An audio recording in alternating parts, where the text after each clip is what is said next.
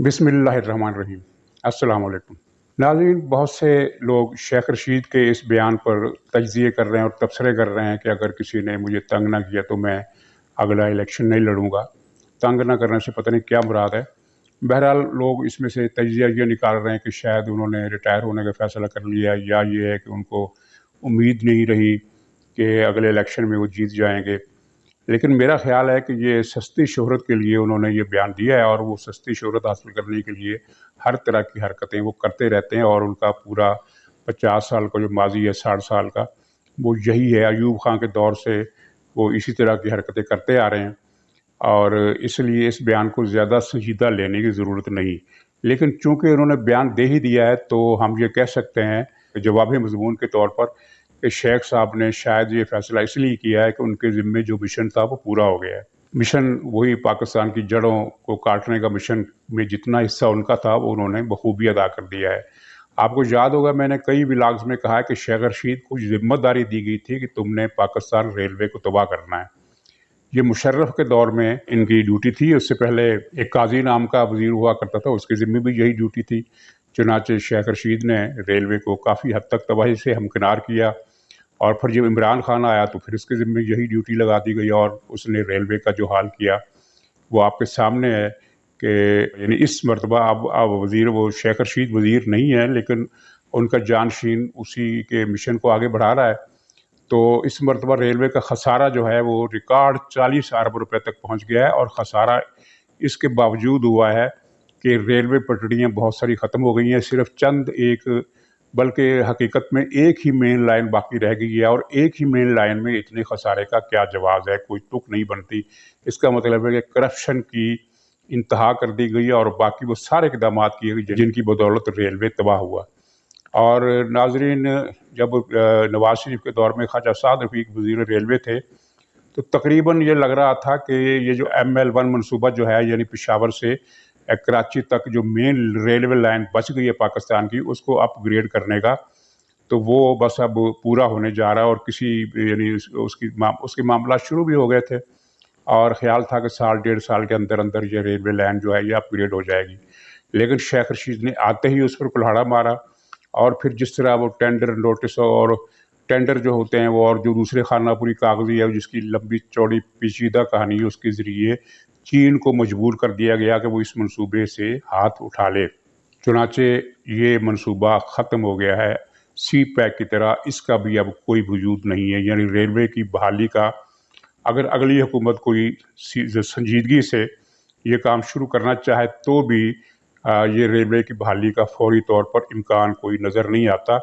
एक रेलवे का खसारा बढ़ रहा है, और रेलवे लाइन को उसमें जो चंद एक गाड़ियाँ चल रही हैं उनको तरतीब बारी बारी निजी शोबे के हवाले किया जा रहा है, ताकि रेलवे का सफ़र आवाम के लिए मुश्किल तर हो जाए, और इस तरह रेलवे को मुकम्मल तौर पर ख़त्म कर दिया जाए। और शेख रशीद के ज़िम्मे सी पैक को ख़त्म करने का भी हिस्सा था उसमें, तो वो भी इसने अदा किया। सी पैक भी तकरीबन ख़त्म है, बल्कि अब तकरीबन नहीं, पूरे का पूरा ख़त्म है। सिर्फ बयानात बाकी हैं कि सी पैक को हमारी तरक्की का ज़रिया, और सी पैक ये है और सी पैक वो है, लेकिन वहाँ अब कुछ बाकी नहीं रहा। कुछ हिस्सा तो वो आसम बाजवा अदा कर गया। उसने बेअंदाज करप्शन की जो कहानियाँ आम हैं उनके मुताबिक उसने अरबों रुपए इस मंसूबे से अलग किए, अपने बेटों को ठेके दिए, और उन्होंने हर तरफ तबाही फैलाकर पैसे कमाकर एक तरफ हो गए, और अब ये सी पैक जो है वो एक डेड बॉडी बना हुआ है। तो शेख रशीद की ये ड्रामाबाजियाँ चल रही हैं। लेकिन एक बात मैं कहना चाहता हूँ, यानी इस बयान को मैं संजीदगी से नहीं ले रहा, लेकिन फिर भी मैं ये कहना चाहता हूँ कि शेख रशीद का मुस्तकबिल वाकई तारीख है, क्योंकि अगला इलेक्शन जिस फ़ज़ा में होने की तवक्को PTI कर रही है, ये PTI के दूसरे इत्तेहादी कर रहे हैं, ये जो लूट मार करने वालों को पूरा गिरोह है जो मुसल्लत किया गया है जाली इंतखाबात के ज़रिए, इन इंतखाबी नताइज में तब्दीली के ज़रिए, जिसको उर्फ़-ए-आम में कहा जाता है इलेक्शन की चोरी, वोटों की चोरी, इलेक्शन का डाका। तो उस डाका ज़रिए की अजीम वारदात में जो 2018 में बड़ी धूमधाम से की गई, जो कुछ हुआ, वो अब अगली इलेक्शन में होने का कोई इम्कान नहीं है, अगरचे इमरान खान की तैयारी सारी इसी तरफ है।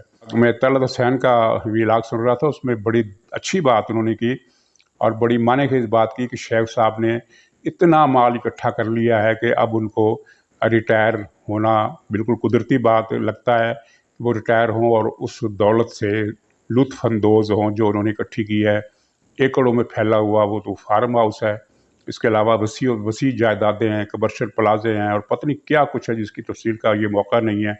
बहरहाल इस सारे टोले ने इन 3 बरसों में इतनी ज़्यादा कमाई कर ली है कि इनको अगर 100-100 साल की ज़िंदगी सबको मिल जाए तो ये अय्याशी कर सकते हैं, लेकिन ये खुदा जानता है कि किसकी ज़िंदगी कितने पल बाकी हैं। एक बहुत बड़ा डाकू परवेज़ मुशर्रफ नाम का, उसने मुल्क बेचा, उसने मुल्क के शहरी बेचे, ख़वातीन बेची, अड्डे बेचे, हर चीज़ बेच दी और अरबों खरबों रुपए उसने कमाए। लेकिन क्या वो लुत्फ़अंदोज़ होने के लिए दस्तयाब है? यानी इन सहूलतों के लिए सहूलतें उसके पास दुनिया जहान की है, लेकिन वो ऐसी बीमारी में मुब्तला हो गया है कि वो सिर्फ वही खाना खा सकता है जो डॉक्टर उसको सजेस्ट करें। यानी दौलत के ढेर मौजूद हैं, लुत्फ़ उठाने के लिए कोई मौका नहीं है और हालात जो है वो इसकी जिस्मानी हालात वो इस तरह के हो गए हैं कि वो किसी चीज़ का लुत्फ़ नहीं उठा सकता, ना डांस कर सकता है, ना 1.5 लाख की बोतल वाली शराब पी सकता है, ना उछल-कूद कर सकता है, ना दूसरी अय्याशियाँ कर सकता है।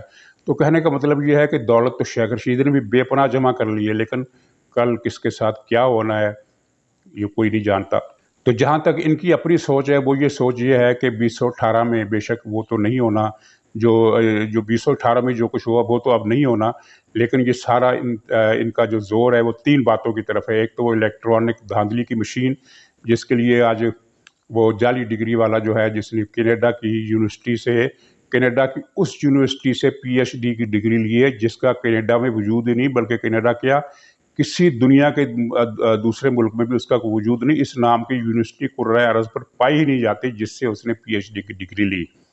उसने कल प्रेस कॉन्फ्रेंस में कहा कि अगले इलेक्शन इसी इलेक्ट्रॉनिक धांधली वाली मशीनों के ज़रिए होंगे। ये फैसला हुकूमत किस तरह कर सकती है जबकि इलेक्शन कमीशन अभी तक उस पर मोतरज़ है और उसके एतराज़ात का जवाब नहीं दिया गया और सियासी जमातें भी इस पर मुत्तफ़िक़ नहीं है। इसका मतलब ये है कि हुकूमत अपनी तरफ से ये तय कर चुकी है कि इलेक्शन ये धांधली वाली मशीन के ज़रिए ही होंगे। और दूसरी बात जो उनकी प्लानिंग है वो बड़ी तेज़ी से हमें अमल पज़ीर होती हुई नज़र आ रही है, हदायत दी जा रही हैं। प्लानिंग ये है कि 2 साल, 1.5 साल नहीं, बल्कि चंद महीनों के अंदर मुस्लिम लीग की पूरी क़यादत को अदालतों के ज़रिए से सज़ाएँ दिलवाई जाएँ और इस सिलसिले में अहकामात दिए जा चुके हैं। शहबाज शरीफ को भी सज़ा हो सकती है। ये उनकी प्लानिंग मैं कह रहा हूँ, ये खबर नहीं दे रहा मैं। उनकी प्लानिंग की खबर दे रहा हूँ, जो होने वाला है उसकी खबर मैं नहीं दे रहा, क्योंकि मुझे भी नहीं पता और आपको भी नहीं पता कि कल क्या होने वाला है, हालात क्या टर्न लेंगे। प्लानिंग यही है कि एक तो तमाम मुस्लिम लीग की क़यादत को जेलों में ठोंस दिया जाए, जिसके इशारे हमें इंसाफ के ईवानों से मिलते भी हैं। और तीसरी ये है कि वो एक पाकट अदलिया चाहते हैं जिसकी तरफ तेज़ी से पेशरफ्त जारी है और वो चाहते हैं कि साल ख़त्म होने से पहले हालांकि अदलिया की तरफ से उनको कोई परेशानी नहीं है, अदलिया ने कोई ऐसा फैसला नहीं दिया जिससे हुकूमत के लिए कोई मसला पैदा हो, लेकिन फिर भी वो चाहते हैं कि एक गारंटीड किस्म की अदलिया बन जाए, जिसको जो इशारा किया जाए वो उसी के मुताबिक फ़ैसले करे। और इस सिलसिले में जो इक़दामात हो रहे हैं, जो मुख्तलिफ़ सतह पर मुख्तलिफ़ हवालों से, वो आपके सामने हैं। अखबारात में, प्रिंट मीडिया में, टीवी पर तो उस तरह ज़्यादा बात नहीं हो सकती, लोग बात नहीं करते, उस तरह खबर भी नहीं आती, लेकिन बहरहाल सोशल मीडिया का दौर है, खबरें पहुंच जाती हैं। तो ये इनकी प्लानिंग है। लेकिन दूसरी तरफ जो कातिब तकदीर है उसकी भी एक प्लानिंग होती है, उसकी एक मशीयत होती है। ये नहीं है कि वो हर जुल्म को रोक देता है, लेकिन यह है कि वो किसी की रस्सी को एक हद तक दराज करने के बाद फिर खींच भी लेता है। तो मरीम नवाज़ का ये बयान अहम है कि हालात बदल रहे हैं और नवाज़ शरीफ पाकिस्तान आएंगे। इस सिलसिले में जो खबरें आ रही हैं कि नवाज़ शरीफ फलां तारीख को पाकिस्तान आएंगे या चंद हफ्तों में पाकिस्तान आ जाएंगे, वो खबरें अंदाज़ों पर मबनी है और सही नहीं है। लेकिन ये सही खबर जो है वो सिर्फ इतनी है, जो मेरे पास है वो ये है कि इसी साल की आखिर तक नवाज़ शरीफ की वतन वापसी का बहुत ज़्यादा इम्कान है, कोई बड़ा वाक़या ना हो गया। तो ये हालात जो तब्दील हो रहे हैं, इसके इशारे कई और तरफ से भी मिल रहे हैं, लेकिन उनके बारे में ज़्यादा क्लियर बात करना मुनासिब नहीं है।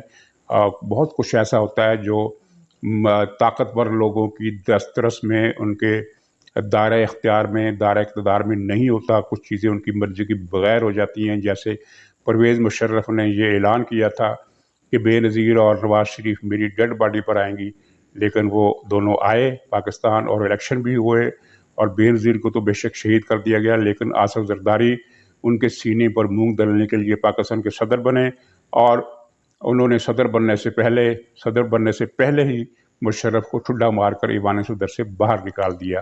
تو یہ مشرف کی پلاننگ میں یہ بات شامل نہیں تھی، اس نے سوچا بھی نہیں ہوگا کہ اس کے ساتھ یہ ہوگا، وہ تو عمر بھر کے لیے صدر بننے کا یقین کیے بیٹھا تھا۔ تو ناظرین، یہ آج کی گزارشات یہیں پر ختم ہوتی ہیں، انشاءاللہ اگلے ویلاگ میں دوبارہ بات ہوگی۔ خدا حافظ۔